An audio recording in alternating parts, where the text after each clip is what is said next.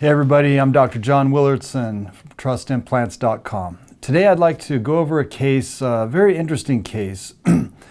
Patients who have been wearing dentures a long time. My grandmother, rest her soul, Granny B, I only remember her as wearing dentures. She was a beautiful lady, but I remember when I was a little kid and she would take her teeth out.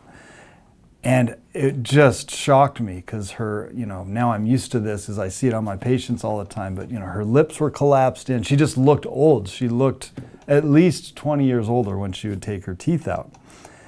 And she had a great sense of humor, so she would like to play around with this, and we would be talking with her and she'd turn away and pull her teeth out, and all of a sudden we were kind of in shock as a 5-6-year-old kids. And so I've always thought about that when I'm treating my patients who are wearing dentures, or edentulous we call it. And so when I can give patients who are wearing dentures a fixed set of teeth, it's a life-changing procedure. Like with my Granny B, I am certain, I never really saw an x-ray because she died when I was actually still in dental school, but I would imagine that the bone was completely gone by the time she was probably in her 30s or 40s. That too is relatively common for patients who are wearing dentures. And so what do you do? Here's a case that the patient has been in dentures probably for 50 years, I would say at least.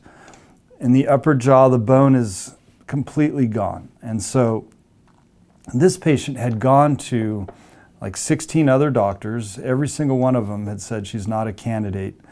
And it's not that here at Trust Implants I'm anything special, but we do have the means and the knowledge and the ability to regenerate this bone so that the patient can have implants, which is what we did in her case.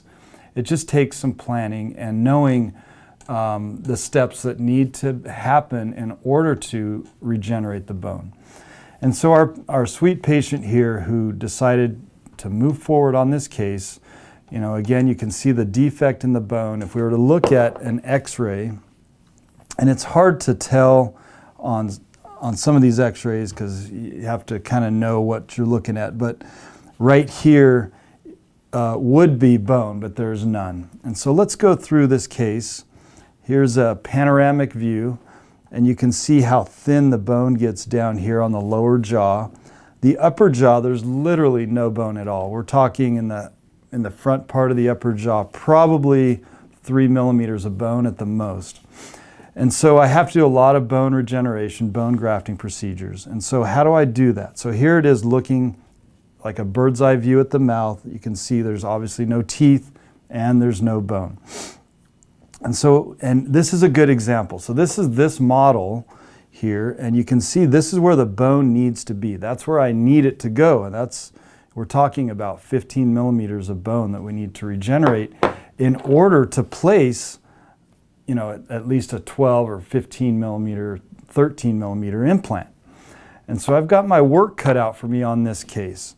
But this is where it starts. We take our models, I start to design. It's like I'm an architect. I have to figure out, okay, where are the problems and how can I resolve those problems? The problem here, there's literally no bone.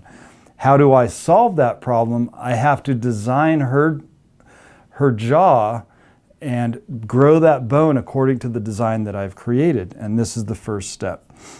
And then after I've made my design, I take a model that I've created the new ridge out of, and I do what's called a titanium mesh tray. It's like a very hard mesh tray that I've formed and molded to this newly designed ridge, comparing the old ridge to the new ridge. And you can see how I've got now vertical height here. I have vertical height the bone where it was missing before. And now I'm going to use these trays in surgery to use a material, bone morphogenetic protein, BMP. And so we used a combination of the patient's autogenous, or the patient's bone, with BMP, and this is how we were able to successfully place 8 dental implants in her mouth, whereas before she was told she's not a candidate. So here the tie mesh tray with the BMP is all in place. I screw the titanium mesh into place with the BMP in place. And then the key here is getting what's called primary closure, getting that tissue to close over so that the tray, if this becomes exposed, the chance of failure goes way up. And fortunately, in her case, we did not have any exposure of the tie mesh. I don't know if you can see this image, but this is after about 9 months of healing, actually 6 months of healing. And you can see here that ridge. It's a nice big fat ridge now. I've got bone that I can put, and I'm actually on this side, I'm placing my implants. And on the left side, you can see that I've got a nice ridge to work with. And so here we have all of the implants in place to go from this ridge here, designing the ridge to our new ridge, and then having that bone regenerate is such a beautiful thing. I love this. I love that our bodies, and God has made such an incredible organism, our body, and how it heals and how this bone regenerates. And I love to see this because it's very predictable if it's done correctly. And so here I've got all of these implants in place, 8 in total, and here's an x-ray. You can see 1, 2, 3, 4, 5, 6, 7, 8 implants and in a ridge that literally was non-existent. By providing this patient with this fixed prosthesis, this is kind of the process of making it. I have to design the aesthetics, the bite, the vertical dimension, which is this distance between her nose and chin. I have to go through all those steps in order to ultimately accomplish my end goal, which is creating a fixed prosthesis for this patient. And I ended up restoring the lower as well as putting implants on the lower jaw. And this solved this 50-year-old problem for this patient. And so here's the x-ray. So this is with the implants in place. Here's the x-ray of the titanium mesh in place.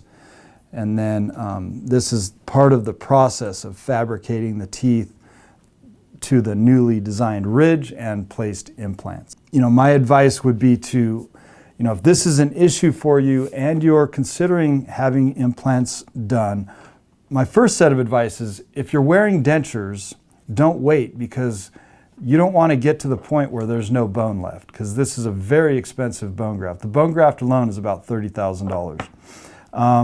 Or if you're losing your teeth, make sure that the doctor that's taking the teeth out, or that there's a graft going into wherever there's a hole. When you pull the tooth out, put bone in. You don't want to just pull the tooth and let that and not graft that site, because the bone will resorb, and that's what happened to my Granny B. I'm sure they just yanked her teeth out and just said, okay, here's your dentures and good luck, But nowadays we don't have to deal with those things. We can graft, we can regenerate the bone, regenerate the ridge, and it's best to do it at the time of extraction. So when the doctor pulls the tooth out, make sure that they do a bone graft at that time. That helps preserve the ridge, because you don't want to go through all these steps. We can do it, and it's great, and I love to do it, but it's not an ideal, financially, a lot of times it's prohibitive for a lot of patients. So here is the prosthesis. This is just the temporary version of her final fixed zirconia prosthesis. And so here it is. This is just temporary, so there's some color discrepancies that I'm working on.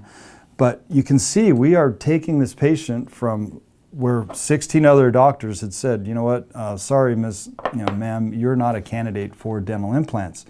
And she had resolved to just being stuck with her denture for the rest of her life. But fortunately, she made it into my practice, and we have been successful in finishing up her case. And she will tell you this is a life-changing procedure. She will never go back to the denture that she had suffered with for 50 years. So my advice, those patients who are wearing dentures, are losing their teeth, consult with a qualified surgeon and somebody who can help you on the path to getting this problem resolved. And like I say in all of my videos, it is truly life-changing. And so take those steps and find out, gain information, gather as much information as you can, and then make the decision and move forward on it, because it truly will help in so many aspects, in your confidence, not to mention your digestion. Thanks for watching. I'm Dr. Willardson, and this is TrustImplants.com.